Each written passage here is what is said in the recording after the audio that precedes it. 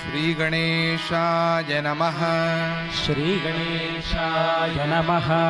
श्रीसरस्वत्यै नमः। श्रीसरस्वत्यै नमः। श्रीपादवल्लभ श्रीपादवल्लभ नरसिंहसरस्वती नरसिंहसरस्वती श्रीगुरुदत्तात्रेयाय नमः। श्रीगुरुदत्तात्रेयाय नमः। श्रीगणपति सच्चिदानन्द सद्गुरुभ्यो नमः।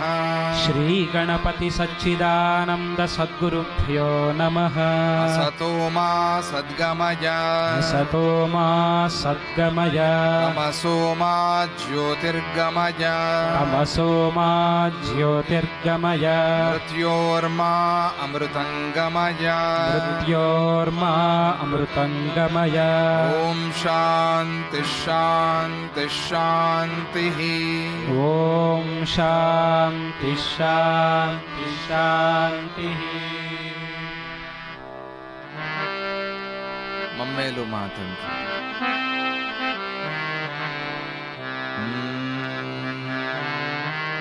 మమ్మేలు మా తండ్రి గణనాథ నమ్మితిని నినులోన గణనాథ మమ్మేలు మా తండ్రి గణనాథ నమ్మితి నినులోన గణనాథ.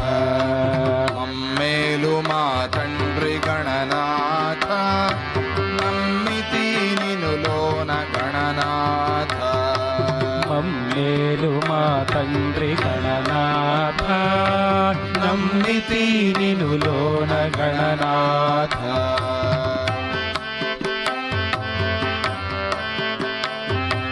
వేదాలు నీ స్తోత్ర పాఠాలుగా వేదాలు నీ స్తోత్ర పాఠాలుగా శాస్త్రాలు నీ ఇంటి దారులుగా శాస్త్రాలు నీ ఇంటి దారులుగా దేవా పురాణాలు నీ కథలుగా దేవా పురాణాలు నీ కథలుగా కావ్యాలు గానాలు నీ కీర్తిగా కావ్యాలు గానాలు నీ కీర్తిగా.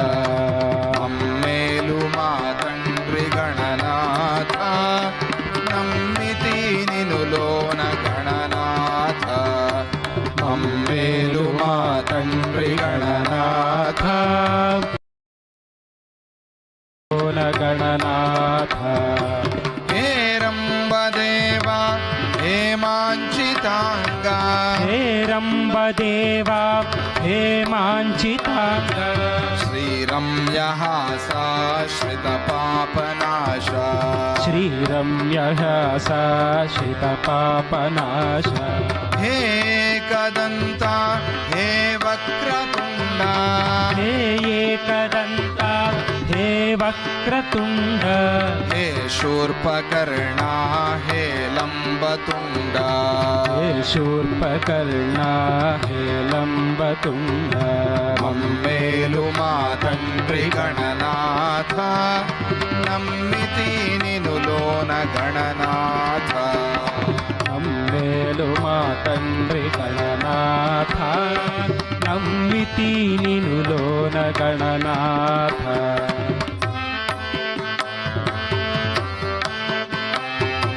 మాలోని చెడులను మాయింపవా మాలోన చెడులను మాయింపవా మాలోన సద్బుద్ధి మొలిపింపవా మాలోన సద్బుద్ధి మొలిపించవా మాలోన త్యాగము కలిగించవా మాలోన త్యాగము కలిగించవా మాలోన నువ్వు వచ్చి కొలువుండవా మాలోన నువ్వు వచ్చి కొలువుండవా. మమ్మేలు మా తండ్రి గణనాథ నమ్మితి నినులోన గణనాథ మమ్మేలు మా తండ్రి గణనాథ నమ్మితి నినులోన గణనాథ. వేదాంత వేద్య వేషాతి దూర వేదాంత वेद्या वेशातिदूरा हे विकट हे सौम्य हे वामना विकट हे सौम्य हे वामना आत्मस्वरूपा आनंद गोपा आत्मस्वरूपा आनंद गोपा हे सुमुख हे कपिल हे बालका हे सुमुख हे कपिल हे बालका हे सुमुख हे कपिल हे बालका हे सुमुख हे कपिल हे बालका हरि मम्मेलु मा तंड्रि गणनाथ नम्मिति निनुलोन गणनाथ मम्मेलु मा तंड्रि गणनाथ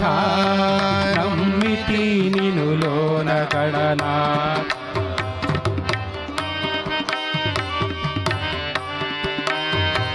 మమకార బంధాలు తొలగింపవా మమకార బంధాలు తొల ఈ అంధకారము తప్పింపవా ఈ అంధకారము తప్పింపవా నీ వెల్గు మాలోన గుప్పింపవా నీ వెలుగు మాలోన గుప్పింపవా శ్రీ సచ్చిదానందమును చూపవా శ్రీ సచ్చిదానందమును చూపవా అమ్మేలు మా తండ్రి గణనాథ నమ్మితి నినులోన గణనాథ మమ్మేలు మా తండ్రి గణనాథ నమ్మితి నినులోన గణనాథ గణనాథ గణనాథ గణనాథ గణనాథ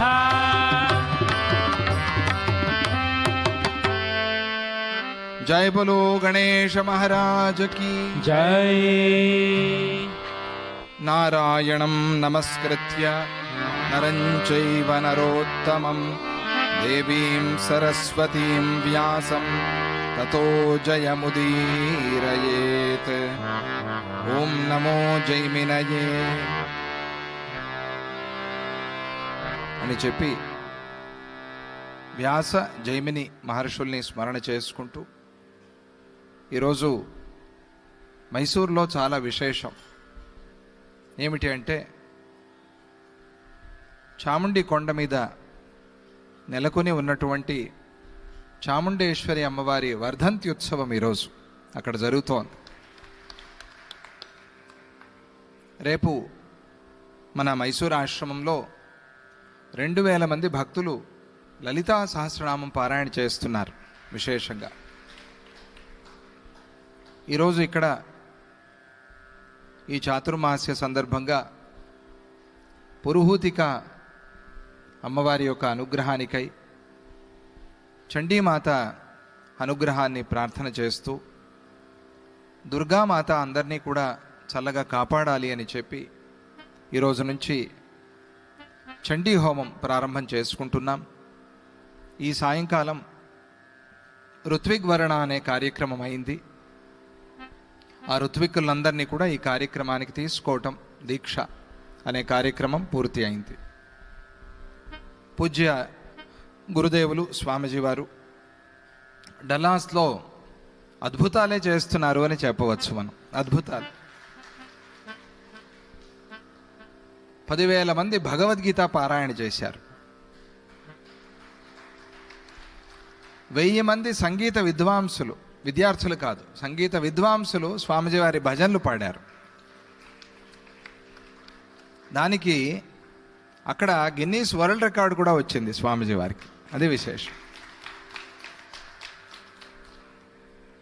అలాగే ఇప్పుడు భాగవత సప్తాహం చేస్తున్నారు స్వామీజీ వారు.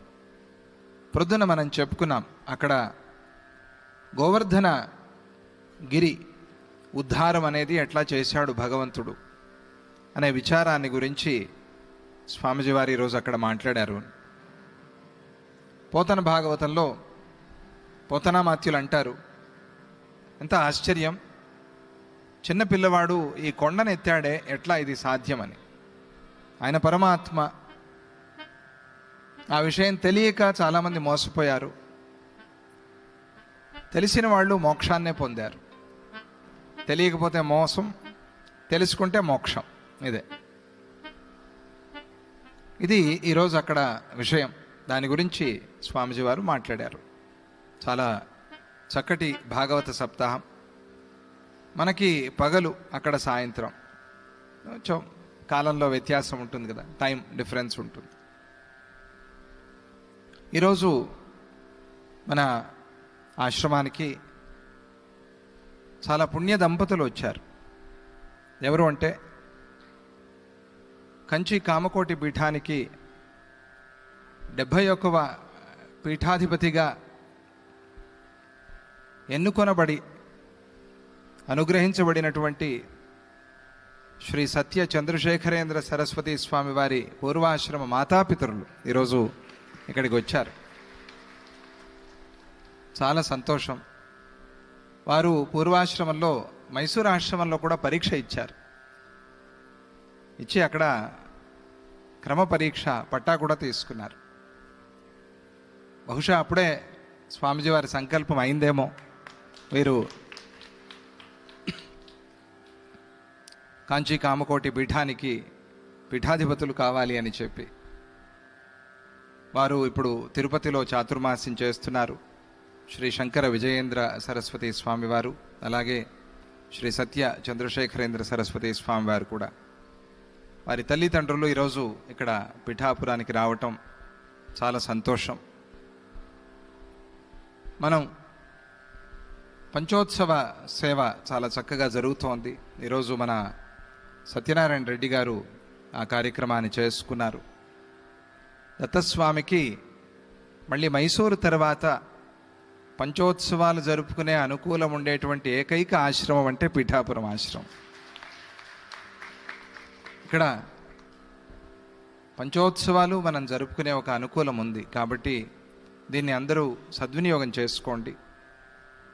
అలాగే రేపటి నుంచి ప్రారంభమయ్యేటువంటి చండీ హవనం, ఈ సమయంలో అందరూ వచ్చి ఆ మంత్రాలు వింటూ సర్వమంగళ మాంగళ్యే శివే సర్వార్థ సాధికే శరణ్యే త్రయంబకే దేవి నారాయణి నమోస్తుతే ఈ మంత్రాన్ని చెప్పుకుంటూ లలితా సహస్రనామం, సౌందర్యలహరి పారాయణ చేసుకుంటూ, ఇక్కడే త్రిపుర రహస్యం, దేవీ భాగవతం గ్రంథాలు కూడా మీకు బుక్ స్టాల్లో లభ్యమవుతున్నాయి.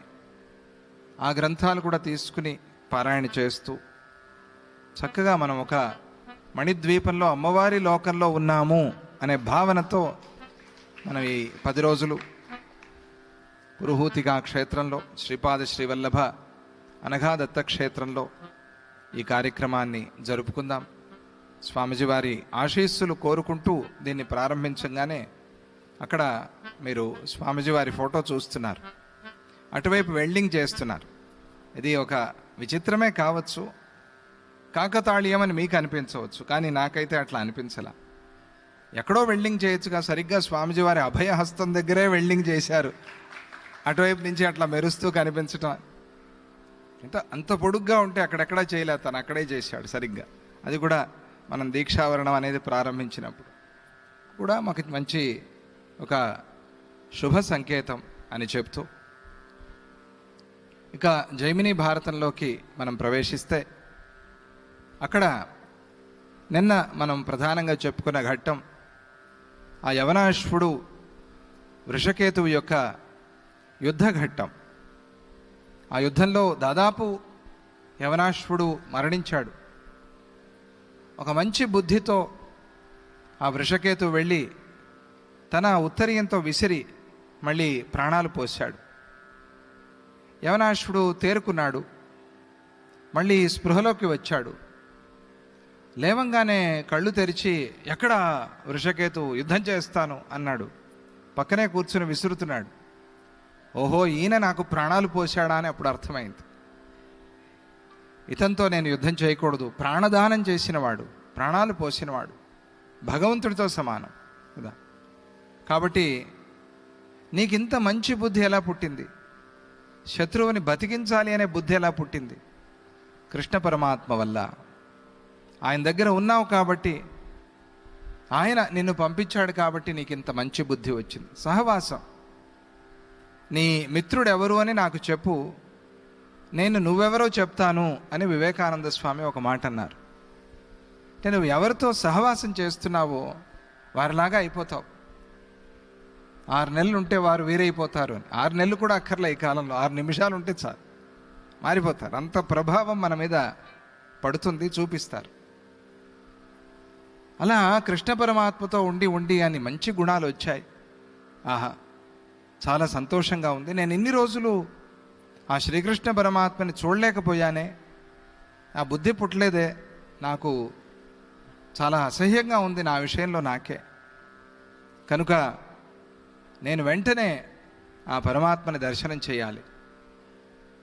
నిన్ను చూస్తేనే ఇంత సంతోషంగా ఉందే, ఇక నీ ప్రభువుని చూస్తే నాకు ఎంత సంతోషంగా ఉంటుందో.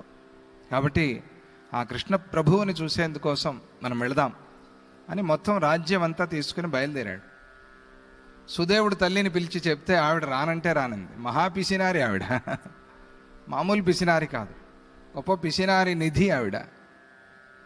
నేను రాను, ఈ డబ్బులు ఖర్చు పెట్టడం నాకు ఇష్టం లేదు, గోల పెట్టింది. సరే రాజుగారు వదిలేసేయచ్చు కదా, పోన్లే అయితే ఇక్కడే ఉండమ్మా అన్లా. ఎందుకు అనంటే ఈవిడ్ని వదిలేస్తే మొత్తం రాజ్యం అంతా అలాగే తయారవుతుంది. మేము రాం అని మొదలు పెడతారు. సరే ఈయన ఎందుకు అందరినీ పట్టుకెళ్ళాలి తీసుకెళ్ళాలి అనుకుంటున్నాడు అనంటే, ఆయన ఇన్ని రోజులు దేనికైతే నోచుకోలేదో ఆ పరిస్థితి ప్రజలకి రాకూడదు. ఆయన ఇప్పుడు బాధపడుతున్నాడు కదా, అయ్యో నేను చూడలేకపోయానే అని. రాజుగారు వెళ్ళి ఉంటే వీళ్ళు వెళ్ళేవాళ్లే. ఇంట్లో పెద్దలు కదిలితే పిల్లలు కదులుతారు పెద్దల్ని చూసి. యద్యదాచరతి శ్రేష్ఠ తత్తదేవేతరో జనః సయత్ ప్రమాణం కురుతే లోకస్తదను వర్తతే. అంతే కదా, పెద్దలు ఏం చేస్తారో దాన్ని పిల్లలు చూసి నేర్చుకుంటారు, నేర్చుకుని దాన్ని వాళ్ళు కూడా అనుసరిస్తారు కదా. అలా అందుకోసం నేను ఇన్ని రోజులు వెళ్ళలేదు కాబట్టి నా ప్రజలు కూడా వెళ్ళలేదు కృష్ణ దర్శనానికి. ఇప్పుడు నేను బయలుదేరితే నాతో పాటుగా వీళ్ళందరూ రావాలి, వస్తారో లేదో. కాబట్టి ఒక శాసనం వేసేసి అందరినీ పిలిచికెళ్దాం అనుకున్నాడు. సరే అందరూ తయారయ్యారు, కానీ ముసలమ్మ మాత్రం నేను రాను రాను రాను ఆవిడతో వాదించాడు. చివరికి రాజుగారు కూడా వాదించాడు, కానీ ఆవిడెక్కడ ఒప్పుకునేందుకు సిద్ధంగా లేదు. ఇక లాభం లేదు, సమయం వెళ్ళిపోతుంది, టైం వేస్ట్. అందుకనే ఈవిడ్ని తీసుకెళ్ళి డోలీలో బలవంతంగా కూర్చోబెట్టండి రా అన్నాడు. తీసుకెళ్ళి ఆ డోలీలో పడేశారు ఆవిడ్ని, ముసలమ్మని. ఆవిడ్ని తీసుకుని బయలుదేరుతూ ఉంటే ఆవిడ వెళ్ళేంతవరకు తిడుతోంది, నేనెందుకు రాను. అమ్మ నీకేం ఖర్చు లేదమ్మా, దారి ఖర్చులు మేమే పెట్టుకుంటాం. ఎన్ని చెప్పినా ఆవిడ వినట్లా. ఇది చూసి చాలా నవ్వు వచ్చింది యవనాశ్వుడికి, భీమసేనుడికి. ఇలా కూడా ఉంటారా జనాలు అని. పోనీ ఆవిడేం 16 ఏళ్ళు 20 ఏళ్ళు కాదు కదా, 100 ఏళ్ళు దాటిపోయి ఆవిడికి. ఆవిడ అంటుంది ఇంకా సంపాదించాలి అంట. ఇది చూసి ఆ యవనాశ్వుడు భీమసేనుడు దారిలో మాట్లాడుకుంటూ, చూసావా భీమసేన, ఎంత ఆశ్చర్యం కదా, ఈ ఆశ అనేది ఎలా చేస్తుంది మనుష్యుని. ఆశా భీమ మనుష్యాణం కాచిదాశ్చర్య శృంఖల యయా బద్ధా ప్రధావంతి ముక్తాస్తిష్టంతి పంగువత్. భీమసేన, ఈ ఆశ అనేది ఉందే చాలా ఆశ్చర్యకరమైంది. ఇది ఒక సంఖ్యల. ఇది ఎటువంటి సంఖ్యల అంటే, దీంతో కట్టేసిన వాళ్ళు పరిగెత్తుతారు, దీన్ని విడిపించుకున్న వాళ్ళు కూర్చుంటారు.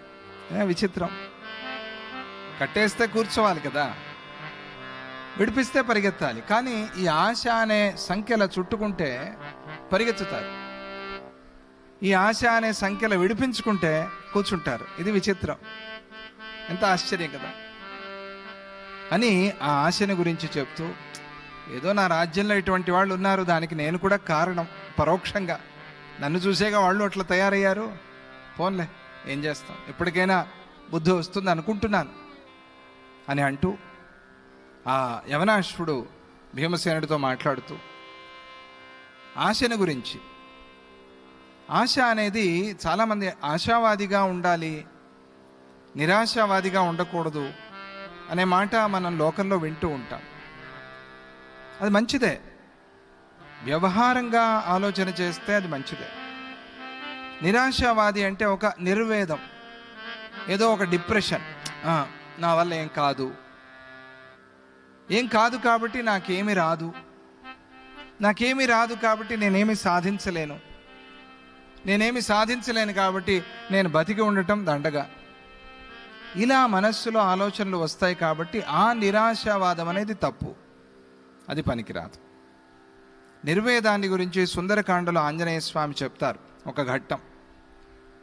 నిర్వేదం అన్ని దుఃఖాలకి కారణం, అది పనికిరాదు, తప్పు అది. కానీ ఇక్కడ చెప్పే ఆశ ఏమిటి అని అంటే, ఇది దురాశ. ఆశ పర్వాలేదు, ఆశ ఇబ్బంది లేదు, దురాశ కష్టం. దురాశ దుఃఖానికి చేటు, ఇది తెలుగులో సామెత ఉంది కదా, దురాశ.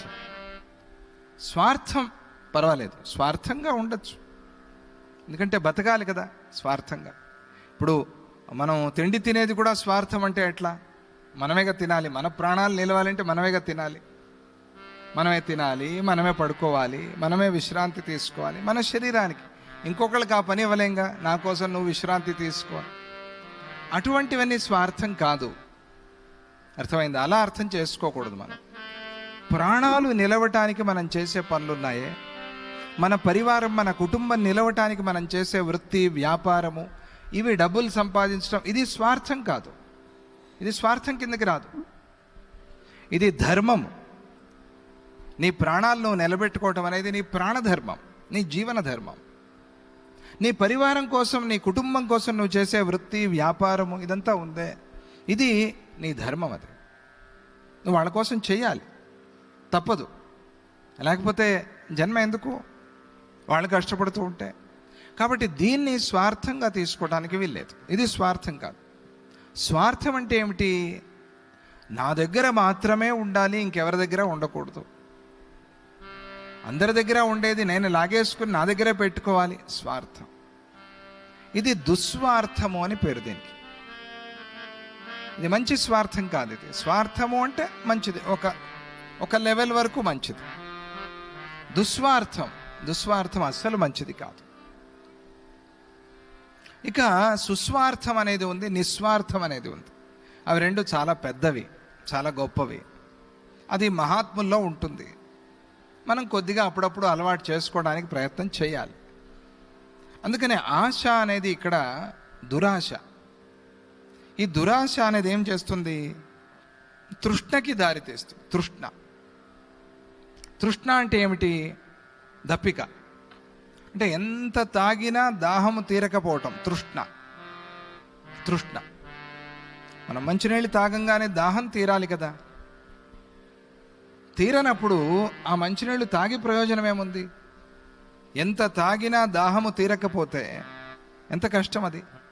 ఇది కూడా ఈ దుస్వార్థము, దురాశ అనేది తృష్ణకి దారితీస్తుంది. తృష్ణ ఎవరిలో అయితే వచ్చిందో వారి నుంచి కృష్ణుడు దూరం అవుతాడు.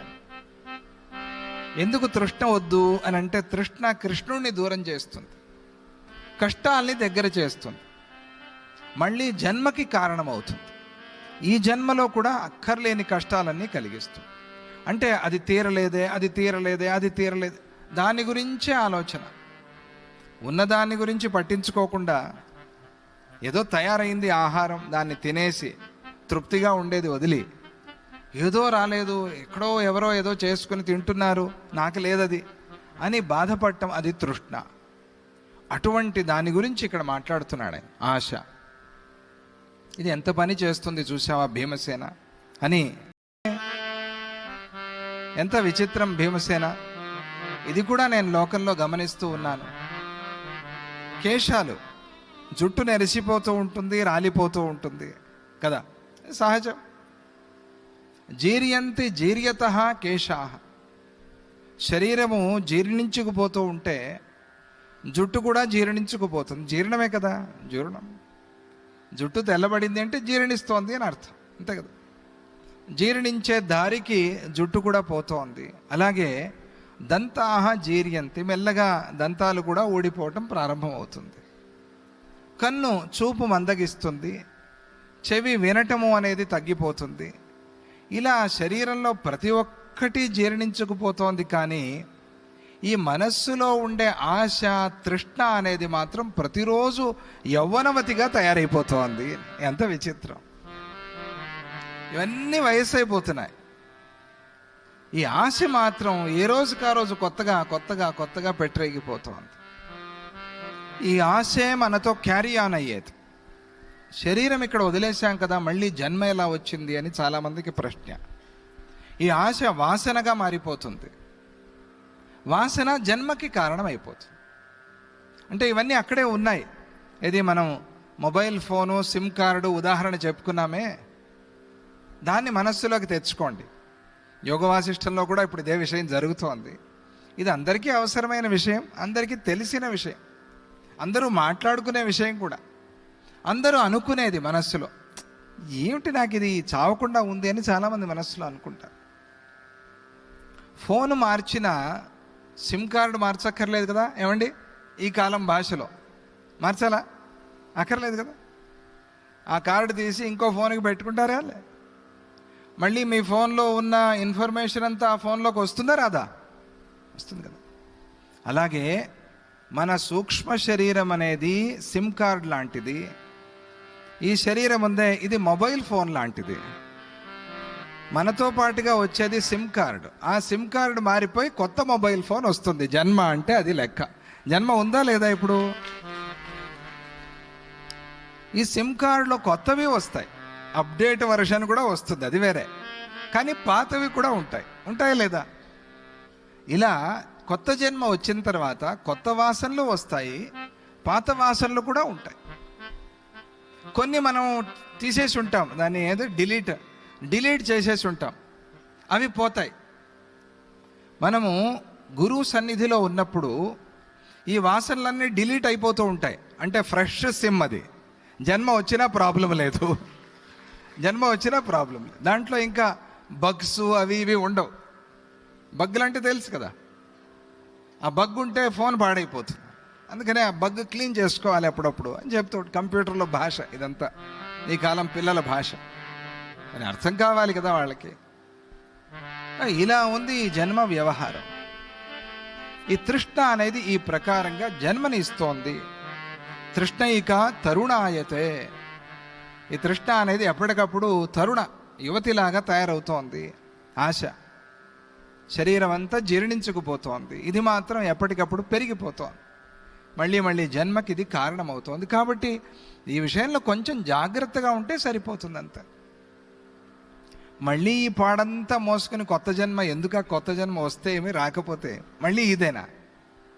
మళ్ళీ ఇదే పాడిందే పాడరా పాచి, అదే చెప్తా. ఆ ప్రకారంగా ఆడిందే ఆట మళ్ళీ ఆడమంటే ఏమిటి? అందుకనే ఇలాగే ఈ చక్రంలో పడి తిరగకూడదు మనం. కాబట్టి ఏం చేయాలి అని అంటే, కృష్ణుణ్ణి స్మరణ చేసుకుంటే తృష్ణ అనేది వెళ్ళిపోతుంది. అది ఒకటి మనస్సులో పెట్టుకోవాలి. కృష్ణ స్మరణతో తృష్ణ అనేది పోతుంది. కాబట్టి నేను కృష్ణుడి దగ్గరికి బయలుదేరా. నేను ఇన్ని రోజులు అలాగే ఉన్నా, ఇప్పుడు బయలుదేరా అని ఆ యవనాశ్వుడు చెప్తూ మనమంతా కృష్ణ దర్శనానికి వెళ్తున్నాం. తృష్ణాయా పరమం దుఃఖం తత్యాగాత్ పరమం సుఖం. తృష్ణ ఉంటే చెప్పలేనంత దుఃఖం. ఆ తృష్ణని విడిచిపెట్టగలిగితే చెప్పలేనంత సుఖం.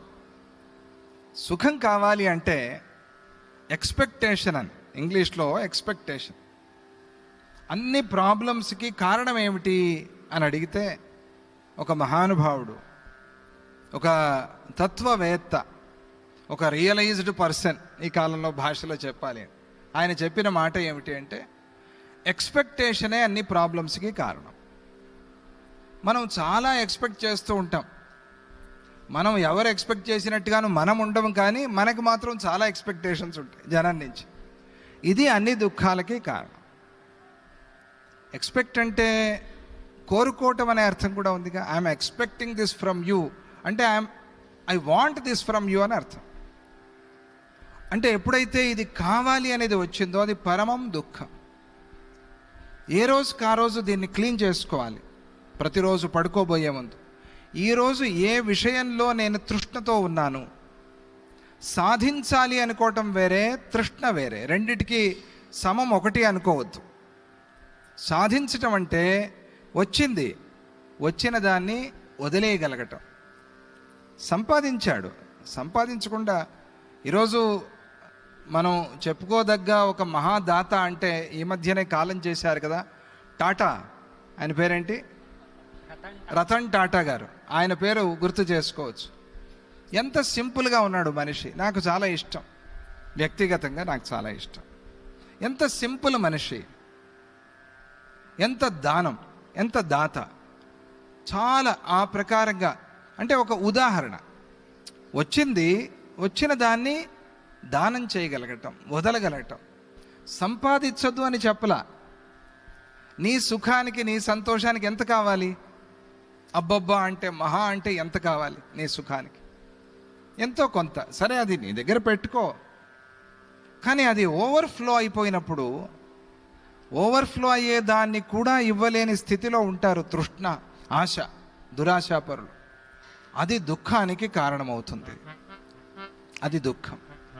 అలా ఆ దుఃఖాన్ని తెచ్చుకోకూడదు. కాబట్టే నేను కృష్ణుడి దర్శనం కోసం బయలుదేరుతున్నాను అని చెప్పి ఆ యవనాశ్వుడు భీమసేనుడు మాట్లాడుకుంటూ ఉన్నారు.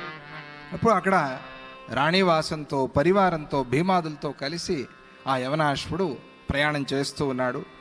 భీమాదులు ఆ హస్తిన నుంచి వచ్చేటప్పుడు 3 రోజుల్లో వచ్చారు. కానీ ఇప్పుడు 5 రోజులు పట్టింది.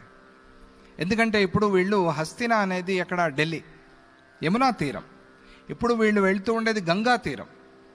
గంగా తీరంలో కృష్ణ పరమాత్మ ఉన్నాడు అని చెప్పుకున్నాం కదా. గంగా హరిద్వార్ ఇద్దరు కలిసి ఉండే ప్రదేశం. అక్కడ శ్రీహరి దర్శనం చేయటం చాలా విశేషం. అందుకని అక్కడికి వెళ్తున్నాం. కాబట్టి అది ఇంకా కొంచెం దూరం ఉంది. కాబట్టి అక్కడికి వెళ్ళటానికి 5 రోజులు పట్టింది వాళ్ళకి. మొత్తం అందరూ కలిసి పెద్ద ప్రయాణం కదా. మొత్తం రాజ్యం అంతా కదిలింది. వాళ్ళందరినీ చూసుకుంటూ వాళ్ళందరికీ మధ్య వ్యవస్థ, తిండి, పడుకోవటం ఎట్లా అవన్నీ చూస్తూ వెళ్ళాలి. కాబట్టి వాళ్ళకి అంత సమయం పట్టింది. 5 రోజులు ప్రయాణం చేసి ఆ గంగా తీరానికి చేరుకున్నారు. అప్పుడు భీముడు ఆ యవనాశ్వుడితో చెప్పాడు, మహారాజా మీరందరూ కొద్దిసేపు ఇక్కడే ఉండండి. నేను లోపలికి వెళ్ళి కృష్ణ పరమాత్మతో అలాగే ఆ అన్నయ్య ధర్మరాజు గారితో మాట్లాడి మీరు వచ్చినట్టుగా చెప్పి వస్తాను. అలాగే మిమ్మల్ని రాజ్యానికి స్వాగతం చెప్పుకోవాలి కదా, గౌరవించి లోపలికి తీసుకువెళ్ళాలి కదా, మా బాధ్యత. కాబట్టి కాసేపు మీరు ఇక్కడే ఉంటే నేను లోపలికి వెళ్ళి కావలసిన ఏర్పాట్లన్నీ కూడా చేసి వస్తాను అని చెప్పాడు. యవనాశ్వుడు అంగీకరించాడు. తరువాత ఆ భీముడు అందరితోనూ మన వృషకేతు ఉన్నాడే, ఈ వృషకేతువు యొక్క పరాక్రమం చాలా గొప్పది. ఈయన వల్లే ఇదిగో ఈరోజు యవనాశ్వుడు పరివారంతో సహా వచ్చాడు. ఒక్క మనిషి తన మంచి మనస్సుతో పూర్తి రాజ్యాన్నే మార్చి పడేశాడండి. చూడండి ఎంత గొప్ప పని చేయగలదు మంచి మనస్సు అనేది. ఆలోచన చేయండి ఎంత మార్పు తేగలదు అని. ఒక్క మనిషి మంచిగా ఆలోచన చేసే ఒక్క మనిషి మొత్తం ఎంత సరి చేయగలదు అనేది చూడండి. అలా ఈ వృషకేతువు వల్ల మనం ఈరోజు గెలిచాం. కృష్ణ భక్తి వల్ల ప్రాణాలు పోతూ ఉండేటువంటి యవనాశ్వుడు మళ్ళీ ప్రాణాలతో నిలబడ్డాడు. లేకపోతే ఆయన ప్రాణాలు పోయేవి. తర్వాత పెద్ద యుద్ధం జరిగేది. మనకి గుర్రం దొరికేదో దొరకదో కూడా తెలియదు. ఇటువంటి ఈ కష్ట పరిస్థితి నుంచి మనం సులభంగా బయటపడ్డాం. ఈయన వల్లే ఆ యవనాశ్వుడు కృష్ణ భక్తుడిగా మారాడు. చాలామంది దత్తభక్తులు సంతోషంగాను గర్వంగాను చెప్తూ ఉంటారు, వీళ్ళని మేమే పిలుచుకొచ్చాం, మొదటిసారి దర్శనం చేయించామని. కొంతమంది చెప్పరు, ఆనందిస్తారు. కానీ ఆ వచ్చిన భక్తులు చెప్తారు గుర్తుపెట్టుకుని, ఎప్పుడో 30 ఏళ్ల తర్వాత స్వామీజీ మమ్మల్ని వీళ్ళే తీసుకొచ్చారు స్వామీజీ, చాలా సంతోషం అనిపిస్తుంది. వాళ్ళు చెప్పుకోరు, చాలా పెద్ద వ్యక్తి, పెద్ద మనిషి. వాళ్ళని వీళ్ళెవరో సామాన్యంగా ఉండే భక్తులు పాపం పిలుచుకొచ్చి ఉంటారు. వాళ్ళకి మంచిదవని వాళ్ళు ఎప్పుడో 20-30 ఏళ్ల తర్వాత చెప్తారు, ఏమండి మాకు భక్తి వీళ్ళ వల్లే వచ్చిందండి అని. అలా మనం చూసినది, మనం అనుభవించినది 10 మందితో పంచుకోవాలి, అది అభ్యాసం చేసుకోవాలి. ఏదైనా ఒక గుడికి వెళ్ళొచ్చామనుకోండి, ఏదైనా ఒక క్షేత్రం దర్శనం చేసి వచ్చాం, మనకు చాలా బాగా అనిపించింది, వెంటనే మొత్తం డండోరా వేసి ఊరంతా చెప్పేయాలి అందరికీ. ఆ క్షేత్రం, ఆ గుడి ఎంత బాగుందండి, ఎంత మనశ్శాంతి, అక్కడ పొంగల్ పెట్టారండి, అబ్బా ఏం రుచిగా ఉంది అని చెప్తారే, అలాగే గుడి ఎంత బాగుందండి అని చెప్పాలి. అక్కడ వెళ్ళాలండి, స్వామి మహిమ శక్తి మాకెంత మంచిదైంది అక్కడికి వెళ్ళొచ్చాక. ఇది మనము లోకంలో పాజిటివ్ అనే దాన్ని స్ప్రెడ్ చేసే ఒక విధానం. ప్రపంచంలో కష్టం వినేవాళ్ళు ఎక్కడ? ఎవరి పని వాళ్ళకి. కష్టం వినమంటే వినరు. కాబట్టి వినేవాడు ఎవరు అనంటే భగవంతుడు, భగవత్ స్వరూపంగా ఉండే సద్గురువు తప్ప ఇంకెవరు వినేవాళ్ళు లేరు. అందుకనే మనం దారి అక్కడికి చూపిస్తే సమాజానికి, వాళ్ళు అక్కడికే వెళ్తారు. ఈ డిప్రెషన్లు ఇవన్నీ మనం చూస్తున్నాం కదా ఈ కాలంలో చాలా రకాలుగా. ఇది ఆత్మహత్యలు లాంటివి, ఇవన్నీ కూడా చాలా తప్పు, పొరపాటు. ఎందుకు?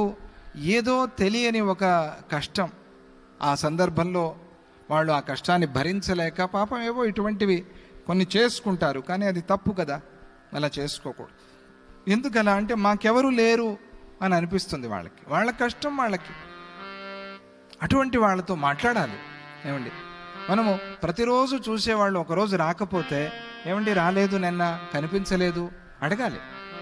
వాళ్ళ ఇంటికి ఫోన్ చేయాలి, బాగున్నారా, తిన్నారా, నిద్ర పట్టిందా, ఏం జ్వరమా, ఏంది, ఎందుకు రాలేదు, అసలు పట్టించుకోం మనం. ఎంత తప్పండి అది. సహవాసం కాకపోతే ఇంకెక్కడ? వయస్సు అయిన వాళ్ళు వచ్చారు, ఎవరో గర్భిణీ స్త్రీ వచ్చారు, వాళ్ళకి కొంచెం సహాయం, క్యూలో నిలబడ్డాం, ఉండమ్మా వెనకుండు అనకూడదు, వెళ్ళమ్మా నువ్వు ముందు వెళ్ళు. అలా చేతకాని వాళ్ళని మనం ముందు పంపిస్తే భగవంతుడి కోసం నువ్వు క్యూలో నిలబడక్కర్లా, నిన్ను వెతుక్కుంటూ వచ్చి ఆయన దర్శనం ఇస్తాడు నీకు. ఏమిటి? నిజం ఇది. అది భగవంతుడికి కావాలి, గురువుకి కావాలి, ఆ గుణం అనేది కావాలి. అలా ఈ వృషకేతు ఆ గుణాన్ని పెంచుకున్నాడు కాబట్టి ఈరోజు ఈ అవనాశుడు కృష్ణ భక్తుడయ్యాడు. లేకపోతే ఎక్కడో ఉండేవాడు. రానంటే రానన్నాడు కదా యుద్ధానికి. లేదయ్యా కృష్ణుని చూడొచ్చు రావయ్యా అంటే నాకు అక్కర్లా అన్నాడు ఆ రోజు కురుక్షేత్ర యుద్ధంలో. లేకపోతే అప్పుడే దర్శనం అయ్యేది. ఎత్ర యోగేశ్వర కృష్ణ ఎత్ర పార్థో ధనుర్ధర, చెప్పండి, తత్ర శ్రీర్ విజయోభూతి ధ్రువానేతిర్మతిర్మమ. ఒక్కసారి ఆ దృశ్యము కంటబడితే చాలు. రథాన్ని తోలుతూ ఉండేటువంటి పార్థసారథి పరమేశ్వరుడు, పరమాత్మ శ్రీకృష్ణుడు. ఆ రథంలో వీరుడుగా కూర్చుని ఉన్న విజయుడు పార్థుడు, అర్జునుడు. ఈ ఒక బొమ్మ ఇంట్లో పెట్టుకుంటే చాలండి జయం. ఆ బొమ్మ చూస్తే చాలు. భగవద్గీత మీద, పుస్తకం మీద వేసి ఉంటారు కదా, ఆ ఒక చిత్రానికి, ఆ ఫోటోకి అంత శక్తి ఉంది. ఎత్ర యోగేశ్వర కృష్ణ అంటే ఆయన ఎప్పుడు మనల్ని కూర్చొనివాడు, పరిగెత్తిస్తాడు. ఆతిష్ఠోత్తిష్ఠ భారత అంట, లే లే లే లే అంటాడు, పడుకోనివాడు. మన మనస్సు అలసిపోతూ ఉంటుంది, శరీరం అలసిపోతూ ఉంటుంది. అబ్బో నేను ఈ పని చేయలేను అని అనిపిస్తూ ఉంటుంది, నా వల్ల కాదు అనిపిస్తుంది, ఏడుస్తాం, నానా తంటాలు. ఆ సమయంలో మనల్ని కొట్టి అయినా తట్టి అయినా లేపేది భగవంతుడు, కృష్ణ పరమాత్మ. కావాలి కదా మనకి, లేకపోతే ఏం సాధిస్తాం? అర్జునుడు నా కాంక్షే విజయం కృష్ణ నచ రాజ్యం సుఖాని చ అన్నాడు. తంతానన్నాడు. క్లైబ్యం ఆస్మగమ పార్థ నైతత్వయ్యుపపద్యతే. ఎక్కడి నుంచి వచ్చిందా, మళ్ళీ బృహన్నళ అయిపోయావా నువ్వు అన్నాడు. నాకు ఆ ధనంజయుడు కావాలి, బృహన్నల వద్దు, అయిపోయింది. అదేదో ఆ సమయంలో నీ శాపం, అది తీర్చుకున్నావు, మళ్ళీ బృహన్నల అవ్వద్దు, ఇక్కడ తప్పు, యుద్ధం చేయాలి. క్లైబ్యం ఆస్మగమ పార్థ, అది గుర్తు చేశాడు. అప్పుడే నువ్వు ఆ ఉత్తరుడికి సహాయం చేసి యుద్ధం చేశావే గోగ్రహణంలో, అటువంటి వాడివేనా నువ్వు ఈరోజు ఇట్లా భయపడుతున్నావు? ఎంత అద్భుతం అండి భగవద్గీత. ఒక్కొక్క శ్లోకం పట్టుకుంటే చాలు, ఎక్కువగా అక్కర్లా జీవితానికి. నచ్చినది ఒక శ్లోకం పట్టుకుంటే చాలు, జీవితానికి ధన్యం అయిపోతుంది. అది భగవద్గీత. అందుకనే ఈ రోజుకి ఆ రోజుకి అని కాదు, ఎప్పటికీ మానవ ధర్మమైన గ్రంథం అంటే భగవద్గీత. ఎప్పటికీ అన్ని రకాల వాళ్ళకి, అందరికీ ఏదో లోకంలో సాధించాలా భగవద్గీత, ఏదో యోగ సిద్ధి భగవద్గీత ఉందిగా, యోగం అంతా యోగమే. ఏదో మంచి తపశ్శక్తి యోగం భగవద్గీత. మోక్షం భగవద్గీత. ధర్మ అర్థ కామ మోక్షాలు నాలుగిటికి భగవద్గీత. ఏది ఈ నాలుగు తప్ప ఏముందండి ప్రపంచం చెప్పండి? మనం పడే ఈ తంటాలన్నీ కూడా, మనం చేసే ఈ శ్రమ అంతా కూడా దేనికోసం? దేనికోసం? ఈ నాలుగు తప్ప వేరే ఏదైనా ఉందా అండి మనం చేసేది? ధర్మం, ధర్మం కోసమైనా చేస్తూ ఉండాలి, లేదా అర్థం, డబ్బు కోసమైనా చేయాలి, లేదా కామం, కోరిక, ఏదో కోరిక తీర్చుకోవడం, లేదా మోక్షం. ఈ నాలుగు తప్ప వేరే ఏముందండి? కాబట్టి ఈ నాలుగు పిల్లర్లు, ఈ ప్రపంచంలో ఈ నాలుగు పిల్లర్, ఈ నాలుగు కూడా మనకి భగవద్గీతతో లభిస్తాయి. అది భగవద్గీత యొక్క గొప్పతనం. చూసారా విశేషం? నాలుగు తప్ప ఇంకా వేరే చెప్పలేరు. ఎక్కడ ఏ దేశంలో అడిగినా కూడా ఈ నాలుగు తప్ప వేరే లేవు, ఉండే అవకాశం లేదు. ఇవి చతుర్విధ పురుషార్థాలు అని వీటికి పేరు. ఈ నాలుగిటి మీద మన జీవితం అంతా ఆధారపడి ఉంది. ఈ నాలుగిట్లో ఏదో ఒకటి ఈ నాలుగిట్లో ఉండే విధానంగా ధర్మంగా ఉండు. అర్థం, డబ్బు సంపాదిస్తున్నావా, ధర్మం కోసం సంపాదించు.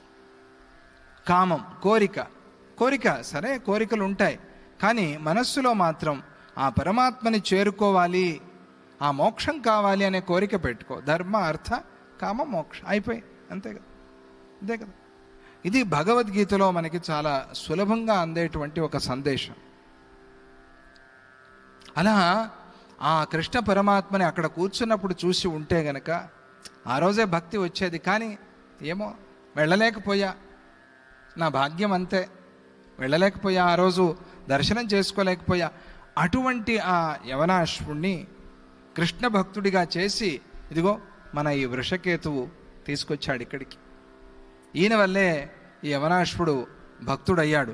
ఆయన భార్య ప్రభావతీదేవి, ఈవిడ ద్రౌపదీదేవిని చూడాలి అని అనుకుంటోంది. ఆవిడతో మాట్లాడాలి అని ఆవిడికి చాలా కుతూహలం. పాపం ఇంట్లో వాళ్ళకి కోరిక ఉంటుంది, అక్కడికి వెళ్ళాలి, ఆశ్రమానికి వెళ్ళాలి, ఆ స్వామీజీని చూడాలి, ఆ గుడికి వెళ్ళాలి, పూజ చేయించుకోవాలి. కానీ ఇంట్లో యజమానుడికి ఉండదు. ఏం చేయాలి అప్పుడు? ఆయన కాదని వెళ్తే ఆయన కోపం, ఆ పని చేయకూడదు. మరి ఏం చేయాలి అని అంటే సులభోపాయం అంటే భగవంతుడు మీ గురువు ఎప్పటికీ మీ మనస్సులోనే ఉన్నాడు కాబట్టి మనస్సులోనే తలుచుకుంటూ ఉండండి, అంతే. ఎప్పుడో ఆయనే మారుతాడు. ఈ ప్రకారంగా యవనాశ్వరుడు మారినట్టుగా ఆయనే మిమ్మల్ని గురువు దగ్గరికి తీసుకెళ్తాడు, ఆయనే గుడికి తీసుకెళ్తాడు. ఆ రోజు వస్తుంది, ఓపికగా ఉండాలి. చాలామందికి ఆ సమస్య ఉంటుంది. ఇళ్లలో పూజలు వద్దు అంటారు, గుళ్ళు గోపురాలు వద్దు అంటారు. వాళ్ళు చాలా కష్టపడతారు, అయ్యో ఇటువంటి ఇంటికి వచ్చేసామే అని. అది భర్తలనే కాదు, భార్యలు కూడా కొంతమంది అట్లా ఉంటారు. పరస్పరము కష్టపడుతూ ఉండేవాళ్ళు ఉంటారు లోకంలో. అలా ఉన్నప్పుడు మనం అదే మనస్సులోనే ప్రార్థన చేసుకోవాలి. వాళ్ళని శత్రువులు చేసుకోలేంగా ఆ ఇంటికి వెళ్ళాం. అలా అన్ని రోజులు ఆవిడ చాలా ఓపికగా ఉంది. ప్రభావతీదేవి ద్రౌపదీదేవిని చూడాలి అని అనుకుంది ఆవిడ. ఆమె మహేశ్వర్యంతో, వేల కొద్ది స్త్రీలతో, శాంతి సహనాలతో విష్ణుభక్తిలాగా శోభిల్లుతోంది. క్షమించారంటే ఏమిటి? ఆ ఓర్పు అనేది, ఆ క్షమించటం అనేది చాలా గొప్ప గుణము. దాన్ని మన వేదశాస్త్ర పురాణాలు చాలా స్పష్టంగా, చాలా గొప్పగా చెప్పాయి. అలా విష్ణు భక్తి అనేది మనకి శాంతి సహనాల్ని అనుగ్రహిస్తుంది. చాలా మంచిది, దాన్ని అభ్యాసం చేసుకోవాలి అని ప్రతి చోట ఆ భక్తిని గురించే చెప్తారు. జైమిని భారతంలో మనం ముందు నుంచి గమనిస్తూ ఉన్నాం కదా, ప్రతి చోట ఆ భక్తి. అందువల్ల మనం కూడా ఆ భక్తిని పెంచేటువంటి కీర్తన, ఆ భగవంతుడిని కీర్తించుకుని ఆ తరువాత ఆ కథలోకి మళ్ళీ ముందుకు వెళదాం. శ్రీకృష్ణ కేశవ కృష్ణ కృష్ణ ముకుంద జనార్దన. అందరూ సులభంగా ఉంటుంది స్వామిజీ వారి కీర్తన. అందరూ పాడండి. మరి ఇక్కడికి వచ్చి ఇంకా పాడకపోతే ఎట్లా అండి? నారాయణ హరే నారాయణ హరే నారాయణ హరే నారాయణ హరే నారాయణ హరే నారాయణ హరే నారాయణ హరే నారాయణ హరే. వాళ్ళందరూ కూడా ఎదురు చూస్తూ భగవంతుణ్ణి స్మరణ చేస్తూ ఉన్నారు. ఆ కృష్ణ పరమాత్మ ధ్యానంలో ఉన్నారు, నామస్మరణ చేసుకుంటూ ఉన్నారు. భీముడు వచ్చాడు, ఆ శుభవార్త తెలిసి ధర్మరాజు చాలా సంతోషించాడు. ఆహా, భీముడు వచ్చాడు అంటే కార్యసిద్ధి అయింది అని. ఇక్కడ చాలా హడావిడి కనిపిస్తుంది సుందరకాండ చివర్లో. కనిపిస్తే ఈ దధిముఖుడు వచ్చాడు అని తెలుస్తుంది. వస్తే అప్పుడు లక్ష్మణస్వామి అడుగుతారు, ఈమె ఎందుకు వచ్చాడు ఏంటిట అంటే, ఏం లేదు, అంగదుడు ఆంజనేయ స్వామి వీళ్ళందరూ కూడా వచ్చి ఆ మధువనాన్నంతా కూడా ధ్వంసం చేసి పడేశారట, అక్కడ ఉండే మధువంతా తాగేశారట, ఏవో కేరింతలు కొడుతున్నారట, చాలా ఆనందంగా ఉన్నారట. విశేషంగా ఆంజనేయ స్వామి కూడా అంత సంతోషంగా ఉన్నట్ట. ఆయన ఎప్పుడు ఇట్లా పార్టీలు గిరిటీలు చేసుకునే రకం కాదు ఆయన, ఆయనకి అక్కర్లే అవన్నీ. అటువంటి వాడు ఆయనేమి మధువు తాగలేదు, కానీ పక్కన కూర్చుని వీళ్ళు అట్లా హాయిగా ఉంటే ఆయన ఆనందిస్తున్నాడు, ఆయన ఏమీ అనలేదు అని చెప్తాడు. చెప్తే అప్పుడు సుగ్రీవుడు అంటాడు, అవునా, అంగదుడు ఆంజనేయ స్వామి కూడా సంతోషంగా ఉన్నారా? అయితే ఖచ్చితంగా రామ కార్యము సాధించి వచ్చాడు ఆంజనేయ స్వామి నాకు అనిపిస్తోంది అని అంటాడు. ఇంకెవరూ లేదు, ఆంజనేయుడే సాధించి వచ్చాడు. అలా భీముడు వచ్చాడు అనగానే, అంటే భీముడు వచ్చాడు అంటే బా హాయిగా చల్ల గాలి అండి అని అంటామే, వేడిగా ఉన్నప్పుడు గాలి వస్తే చల్ల గాలి వచ్చింది. అలా ఆ ప్రకారంగా భీముడు వాయుదేవుడు ఆయన వచ్చాడు అంటే ఆ పని అయింది అని. అందుకనే ఏదైనా కార్యసిద్ధి కావాలి అంటే ప్రాణాయామం, ముక్కు పట్టుకోవాలి, ముందు ముక్కు పట్టుకోవాలి, ముక్కు పట్టుకోవాలి. ఎందుకు? ఆ ప్రాణాయామం, గాలి వస్తే శుద్ధంగా స్వచ్ఛంగా కార్యసిద్ధి అవుతుంది. ప్రాణాయామం చేశాము అని అంటే మనం ఏం చేస్తున్నాము తెలుసా? ఆంజనేయ స్వామిని లోపలికి ఆవాహన చేస్తున్నాం. ఆంజనేయుడు వస్తే పని కాకుండా ఉంటుందా అండి? చెప్పండి, ఉంటుందా? మరి ఆంజనేయుడు రావాలి అంటే వారి నాన్నగారిని గౌరవించాలిగా మనం. వాళ్ళ నాన్నని పట్టించుకోకపోతే ఆయన వస్తాడా? వాళ్ళ నాన్నగారు ఎక్కడున్నారు? వాయుదేవుడు. వాయుదేవుడిని మనం ప్రాణాయామంతో సాధన చేస్తే, భక్తిగా కొలిస్తే అప్పుడు ఆంజనేయ స్వామి మనలోకి వస్తాడు. ఆంజనేయ ఆవాహన అవుతుంది. ప్రాణాయామం చేస్తారా? చేయండి, ప్రతిరోజు చేయండి, ప్రాణాయామం చేయండి. ఆడవాళ్ళు మగవాళ్ళు అది ఇది అనే వివక్ష లేదు. ప్రాణాయామం ముక్కుంది కదా, ఊపిరి ఆడుతున్నారు కదా, ఏమండి డౌటా ఏమైనా? చూసుకోండి, కావాలంటే అసలు గిల్లి చూసుకోండి, ఉంది కదా. మరి ముక్కుంటే ప్రాణాయామం చేయడానికి ఏం కష్టం? చేయండి. అయ్యల్లారా, అమ్మల్లారా, మీకు ఇదే ప్రార్థన, పోనీ మిమ్మల్ని ఇదే ప్రార్థిస్తున్నాను, ప్రతిరోజు ప్రాణాయామం చేయండి. ప్రాణానాయమ్య ఆచమ్య ప్రాణానాయమ్య. మన అన్ని పూజల్లో ముందు చెప్పేది అదే. నీళ్లు తాగండి, బాగా బాగా గాలి పీల్చుకోండి, ఏముంది ఇంతే కదా. సంస్కృతంలో చెప్పారు ఆ మాట, ఆచమ్య, నీళ్లు తాగండి అంటే మనకేదో మామూలే అనిపిస్తుంది. అందుకనే కొంచెం సంస్కృతంలో చెప్తే భయం అవుతుంది, చేస్తాం మనం. ఆచమ్య అంటే ఏదో ఆచమనం, నీళ్లు తాగమన్నారు, ఇది అంతగానే ఏం లేదు. ఆచమ్య అంటే నీళ్లు తాగు అని అర్థం. తాగేదేదో 3 సార్లు తాగు, సరిగ్గా తాగు, బిందెలు తాగొద్దు, కరెక్ట్గా కొంచెం తీసుకుని తాగు, ఇది బ్రహ్మతీర్థము, ఈ తీర్థం నుంచి తాగు అని చెప్పి, ఇంతే కదా. ప్రాణానాయమ్య, ఊపిరి పీల్చుకోండి అంటే పీలుస్తున్నాం కదా అంటారు జనం కదా, ఊపిరి పీలుస్తూనే ఉన్నాం కదా. అందుకనే సంస్కృతంలో చెప్తే కొంచెం ప్రాణానాయమ్య అంటే ఏదో పెద్ద గొప్పగా ఉంటుంది మరి, అందుకనే ప్రాణానాయం అంతే. గాలి పీల్చండి అయ్యా అన్నారు, అంతే. నీళ్లు తాగండి అయ్యా, గాలి పీల్చండి అయ్యా, అగ్నిని ఆరాధన చేయండి అయ్యా, అంతే కదా చెప్పారు. పంచభూతాల్ని కొలుచుకోండి అయ్యా, మంచిదే కదా మనకి. సో ఇది మనం చేయకపోతే ఎట్లా? మన దగ్గర ఉండేదాన్ని మనం పట్టించుకోకుండా పోతే. పంచభూత ఆరాధన మనది. సనాతన హిందూ ధర్మం అంత గొప్ప ధర్మము ప్రపంచంలో మరొకటి లేదు, రాదు. మిగతావన్నీ దీని నుంచి వచ్చినవే కదా, కొంచెం కొంచెం తీసుకుని కట్ అండ్ పేస్ట్ చూస్తే అర్థమవుతుంది మనకి మిగతా వాటిలో ఎట్లా ఉంది. సనాతనం ఇది, అనాది. ఎవరైనా దీని నుంచి తీసుకోవాల్సిందే.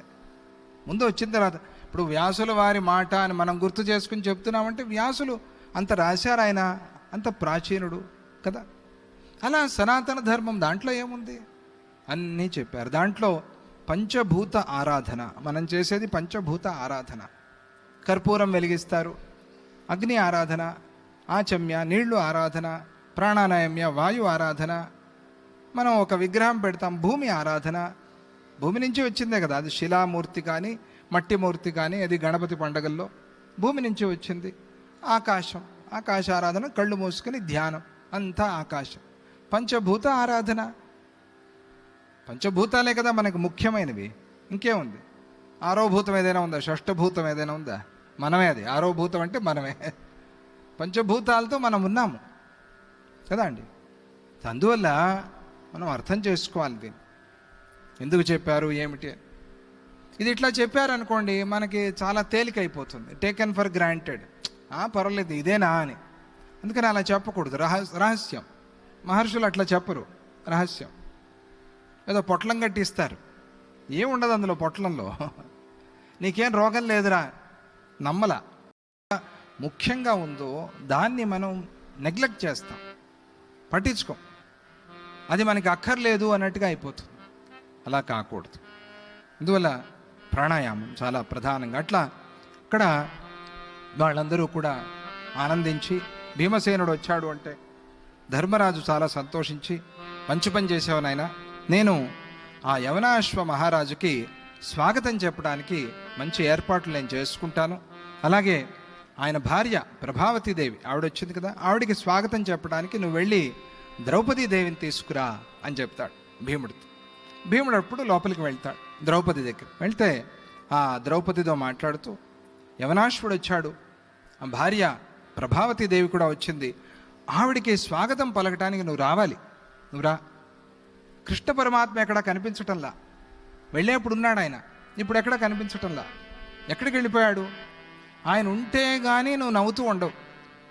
అన్నగారు ఆయన దగ్గర లేకపోతే ఇవిడు ఏదో చాలా డల్గా ఉంటుంది. అన్నయ్య వచ్చాడు అంటే ఎంత సంతోషమో చెల్లికి. స్వామిజీ వారు వచ్చారంటే మనకందరికి ఆనందం అవుతుంది. అట్లా కృష్ణ పరమాత్మ వచ్చాడు అంటే సంతోషం. అలా కృష్ణుడు దగ్గర ఉంటే కానీ నువ్వు సంతోషించవు. ఆయన ఉంటే మాత్రం నీ ముఖం వెలిగిపోతూ ఉంటుంది. ఎక్కడ ఆయన కృష్ణ పరమాత్మ? అప్పుడు ఆ ద్రౌపది నవ్వుతూ, గోవిందుడు లోపల భవనంలో కూర్చుని ఉన్నాడు, నేను స్వాగతం పలకటానికి సిద్ధం చేసుకుంటా ఆ ప్రభావతి దేవికి, నువ్వు వెళ్ళి కృష్ణ పరమాత్మని కలు అని భీముడితో చెప్తుంది. అప్పుడు యవనాశ్వుడు ఎంతో సంతోషిస్తూ ఆ యాగాశ్వాన్ని ధర్మరాజుకి సమర్పణ చేస్తాడు. కృష్ణ పరమాత్మ యొక్క అనుగ్రహం. ఈ దేనికోసం యుద్ధం చేయాలి అని వెళ్ళారో అది తీసుకొచ్చి చేతిలో పెడుతున్నాడు అంటే ఇది భగవంతుడి అనుగ్రహం కాకపోతే ఏంటి చెప్పండి. అంతే.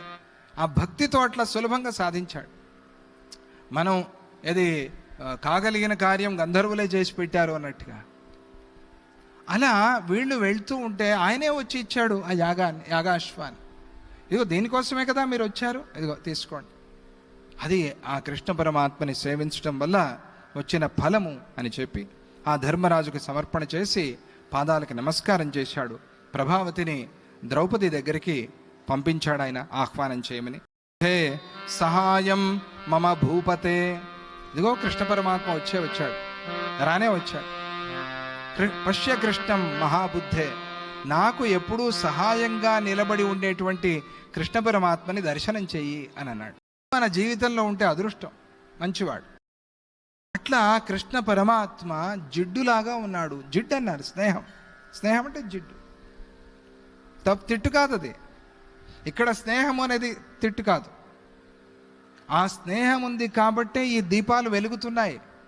పంచపాండవులు అనే దీపం, అలాగే స్తంభం ఒకటే ద్రౌపది ఇచ్చావు ఈ వృషకేతువుకి. ఇటువంటి ఈ భక్తుడి యొక్క భక్తి చాలా గొప్పది అని చెప్పి ఆ తరువాత యవనాశ్వుడి వెంట వచ్చినటువంటి ఆ ప్రజలందరూ కూడా వరుసగా వచ్చి శ్రీకృష్ణుడి దర్శనం చేసుకుంటూ నిలబడ్డారు. ఇంక వాళ్ళందరూ దర్శనం చేయాలంటే పెద్ద క్యూ. అది రాజ్యమే కదిలి వచ్చింది కదా. ఆయన కూర్చున్నాడు దర్శనానికి, నాదమంటపంలో అప్పాజీ వారు కూర్చున్నట్టుగా ఆయన కూర్చున్నాడు. వీళ్ళంతా వచ్చి దర్శనం చేస్తున్నారు. కృష్ణ దర్శనం అవుతోంది. ధర్మరాజు అప్పుడు ఆ యవనాశ్వుడితో, ఓ రాజా, నువ్వు కూడా నా తమ్ముళ్ళు లాంటి వాడివే, ఇక మీద నా తమ్ముళ్లలో నిన్ను కూడా కలుపుకుంటున్నాను అని అన్న తర్వాత యవనాశ్వుడి పుత్రుడైన సుదేవుడు, ఆయన్నే సువేగుడు అని కూడా పిలుస్తారు, ఆయన వచ్చి శ్రీకృష్ణుడికి ధర్మరాజుకి కూడా నమస్కారం పెట్టి ధర్మరాజుతో ఇలా అన్నాడు, ఓ రాజా, వృషకేతుడి గొప్పదనం గురించి నేను చెప్పలేను, ఇతడే మాకు నిన్ను చూపించాడు, కృష్ణుణ్ణి చూపించాడు. వినా కృష్ణం హి యద్రాజ్యం శరీరంచ తథాధనం ధార్యతే మానవైర్భూప తత్సర్వం ప్రేత భూసమం.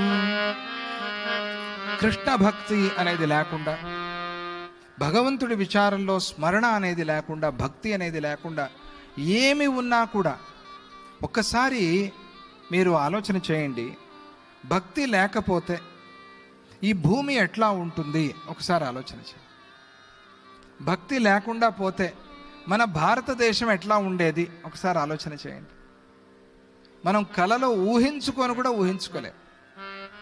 ఎందుకంటే భారతదేశం అనగానే మనకు గుర్తొచ్చేది గంగే, చేమనే, కృష్ణే, గోదావరి, సరస్వతి, ఈ నదులు, ఆ నదీ తీరంలో ఉండే దేవస్థానాలు, ఆ నదుల చుట్టూ ఉండేటువంటి భూభాగం, అక్కడ ఉండే ప్రజల వేరే వేరే రకాలైన సంప్రదాయాలు, సంస్కృతులు, ఇవే కదా గుర్తొస్తాయి. ఇవన్నీ భక్తిని ఆధారం చేసుకుని వచ్చినవే కదా. ఏమండి, భక్తి లేకుండా మనం భూమిని ఊహించలేం. ఆయన అంటాడు, భక్తి లేకపోతే మన దగ్గర ఏది ఉన్నా కూడా అది ప్రేత భూసమం, అంటే శ్మశానంతో సమానము. శ్మశానంతో సమానం. శ్మశానంలో ఎవరైనా ఒక 30-40 తీసుకుని ఇల్లు కట్టుకుని ఉంటారా అండి? ఉంటారా? ఎవరైనా ఉండాలని ఇష్టపడతారా? లేదు కదా. శ్మశానంలో ఇప్పుడు శ్మశానాలు ఆక్రమిస్తున్నారు, అది వేరే విషయం, కానీ శ్మశానం అనే పేరుతో ఉంటారు కదా. భక్తి లేకపోతే ఏది ఉన్నా కూడా మన దగ్గర అది ప్రేత భూసమం. అతఃపరం హృషీకేశ నమోక్ష్యే తే పదాంబుజం. కాబట్టి ఓ పరమేశ్వర, ఇక జన్మలో నీ పాదాలు నేను విడిచిపెట్టను. మనస్సులో మనం కూడా అదే ప్రార్థన చేసుకుందాం. స్వామి, ఎప్పటికీ నీ పాదభక్తి అనేది మా మనస్సు నుంచి చెదిరిపోకుండా ఉండేలాగా అనుగ్రహించు. మహానుభావులు, మహాత్ములు, భక్తులు, వాళ్ళని భగవంతుడు ఏదైనా వరం కోరుకోండి అంటే వాళ్ళు ఏం కోరారు చెప్పండి? నీ పాదాలలో అచంచలమైన భక్తిని అనుగ్రహించు. భక్తి రవ్యభిచారిణి, అవ్యభిచారిణి భక్తి అంటే కదిలిపోనటువంటి భక్తి, చంచలము లేనటువంటి భక్తి. ఏమి వచ్చినా, ఏమి అయినా, ఎన్ని వచ్చి పోయినా కూడా నీ పాదాల్లో మాత్రం భక్తి నాకు సన్నగిల్లొద్దు. ఇది ప్రార్థన. అందుకనే ఇక జన్మలో నీ పాదాలు విడిచిపెట్టను అని అంటే భగవంతుడు ఆశీర్వదించాడు. యవనాశ్వుడు సంతోషించి అక్కడ ఆనందంగా వాళ్ళతో చాలా రోజులు గలిపాడు. ఇక శ్రీకృష్ణుడు ధర్మరాజుతో, బాబా, నేను ఇక్కడికి వచ్చి సుమారుగా 1 నెల రోజుల పైన అయిపోయింది. ఇక్కడ ఉండకూడదు ఇన్ని రోజులు, నేను వెళ్ళాలి, నాకు చాలా పనులు ఉన్నాయి. అసలైతే మనము చైత్ర పూర్ణిమ రోజు ఈ యాగం ప్రారంభించాలి. ఇప్పుడప్పుడే వైశాఖ పూర్ణిమ వచ్చేసింది, కాబట్టి ఇప్పుడు యాగం ప్రారంభించడానికి లేదు. ముహూర్తం అనేది ముఖ్యం. ముహూర్తం అంటే కాలం. ఆయా కాలాల్లో ఆయా పనులు చేస్తాం కదా మనం. ఏమండి, చేసినప్పుడే మనకి ఫలం వస్తుంది, లేకపోతే ఆ ఫలం అంతగా రాదు మనకి. అందుకనే సమయాన్ని చెప్పేది ముహూర్తం. కాబట్టి మనం తప్పదు, ఇంకా 10 నెలలు ఎదురు చూడాలి. ఇప్పుడు యాగం చేయడానికి వీల్లేదు. మళ్ళీ సంవత్సరం, మళ్ళీ చైత్ర పూర్ణిమ వస్తే కానీ మనం యాగం మొదలు పెట్టలేం. కాబట్టి నేను వెళ్తా ద్వారకకి, వెళ్ళి పిలిచినప్పుడు, మీరు యాగం ప్రారంభించినప్పుడు అప్పుడు వస్తా అని కృష్ణ పరమాత్మ చెప్పి, నువ్వు యాగాన్ని సమర్థవంతంగా చేస్తావు, నీకు ఆ శక్తి ఉంది, నేను నిన్ను అనుగ్రహిస్తూ ఉన్నా, కాబట్టి ఆ ఏర్పాట్లన్నీ నువ్వు చూసుకుంటూ ఉండు.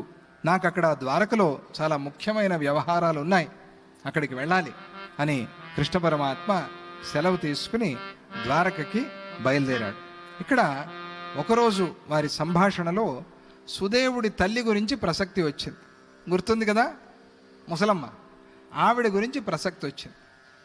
అప్పుడు ఈ భీమసేనుడు అడిగాడు, ఈ సుదేవుడు అమ్మగారిని పట్టుకొచ్చాము మనం బలవంతంగా డోలీలో కూర్చోబెట్టి, ఆవిడ ఎలా ఉంది అని అడిగారు. అడిగితే ఆశ్చర్యంగా యవనాశ్వుడు, సుదేవుడు చెప్పారు, ఏం చెప్పమండి, ఆవిడికి ఏ క్షణంలో అయితే కృష్ణ దర్శనం అయిందో అప్పటి నుంచి ఆవిడలో ఉన్నంత కృష్ణ భక్తి మరెవరిలోనూ లేదు. అంత భక్తి వచ్చింది ఆవిడికి. అన్నీ వదిలేసింది ఆవిడ. ఇంతవరకు అన్నీ పట్టుకునిందే పిసినారిగా, ఆవిడ అన్నీ వదిలేసింది. ఏది అక్కర్లేదు ఇప్పుడు ఆవిడికి. బలవంతంగా తిండి తినిపించాల్సి వస్తుంది. అమ్మా మనం బయలుదేరదామంటే, ఎక్కడికి బయలుదేరి, నేను ఇక్కడే ఉంటా రాను అంటోంది ఆవిడ. ఇక్కడే ఒక రూమ్ బుక్ చేయమంటోంది. ఆవిడ అట్లా మారిపోయింది, కృష్ణ భక్తురాలు అయిపోయింది. ఆవిడ అంత భక్తితో ఉంది, కృష్ణ భక్తిలో మునిగిపోయి. అంతకుముందు ఆవిడ చాలా గయ్యాలిగా అరుస్తూ ఉండేది. ఇప్పుడు కృష్ణ కృష్ణ కృష్ణ అని అరుస్తోంది. అప్పుడు తృష్ణ తృష్ణ తృష్ణ అని అరిచింది. ఇప్పుడు కృష్ణ కృష్ణ కృష్ణ అని అరుస్తోంది. జై బోలో శ్రీకృష్ణ పరమాత్మకి జై. ఎవరిలో ఎప్పుడు ఏ మార్పు వస్తుంది అని చెప్పలేం. ఆ మార్పు వచ్చేంత వరకు మనం ఓపికగా ఉండాలి. ఆ మార్పు రావడానికి ఏం కావాలో అది మనం చేయాలి, దానికి సహకరించాలి. అలా ఆవిడ మహాకృష్ణ భక్తురాలైపోయింది. తర్వాత వాళ్ళు చాలా తత్వ విషయాల్ని మాట్లాడుకుంటూ కాలం గడిపారు. ఒకరోజు వేదవ్యాస మహర్షి వాళ్ళ దగ్గరికి వచ్చారు. మళ్ళీ గుర్రం వచ్చింది అని ఆయనకు తెలిసింది. వచ్చారు, ఆయనతో మాట్లాడుతూ మరుత్త మహారాజు గురించి చెప్పారు కదా, అక్కడి నుంచి డబ్బులు తెచ్చుకోమని, గుర్తుంది కదా. ఆ మరుత్త మహారాజు యజ్ఞం ఎట్లా చేశాడు అని అడిగారు. ఆయన చేసిన ఆ యజ్ఞ విధానాన్నంతా కూడా వ్యాస మహర్షి వాళ్ళకి చెప్పారు. ఆ ఘట్టంలోకి మనం ప్రవేశించబోతూ ఉన్నాం. ఈరోజు హరే రామ హరే రామ ఆ మంత్రాన్ని చెప్పుకుని ఇక మనం పై కార్యక్రమానికి వెళదాం. రేపు ఆ మరుత్త యజ్ఞం, ఆ మరుత్త మహారాజు ఎవరు, ఆయన యజ్ఞం ఎట్లా చేశాడు, ఆ బంగారం ఇది గుట్టలు గుట్టలుగా పడిపోయి ఉంది బంగారం అన్నారు కదా, అది ఎట్లా వచ్చింది హిమాలయంలో అంత బంగారం అనే ఆ విషయాలన్నీ కూడా రేపు మనం తెలుసుకుందాం. ఆ యాగం చాలా గొప్పగా జరుగుతుంది. అక్కడ ఒక అవధూత వస్తారు. ఆ కథలో అవధూత మనకి దర్శనమిస్తారు. ఇక్కడ దత్తాత్రేయ స్వామి సన్నిధిలో ఆ అవధూత గురించి మాట్లాడుకోవటం కూడా చాలా విశేషం. అందరూ నిటారుగా కూర్చుని కళ్ళు మూసుకుని సద్గురు పాదాల్ని మనస్సులో స్మరణ చేసుకుంటూ కృష్ణ పరమాత్మ పాదధ్యానం చేసుకుంటూ హరే రామ హరే రామ రామ రామ హరే హరే, హరే కృష్ణ కృష్ణ కృష్ణ హరే హరే ఈ మంత్రాన్ని 108 సార్లు అనుష్ఠానం చేద్దాం, జపం చేద్దాం.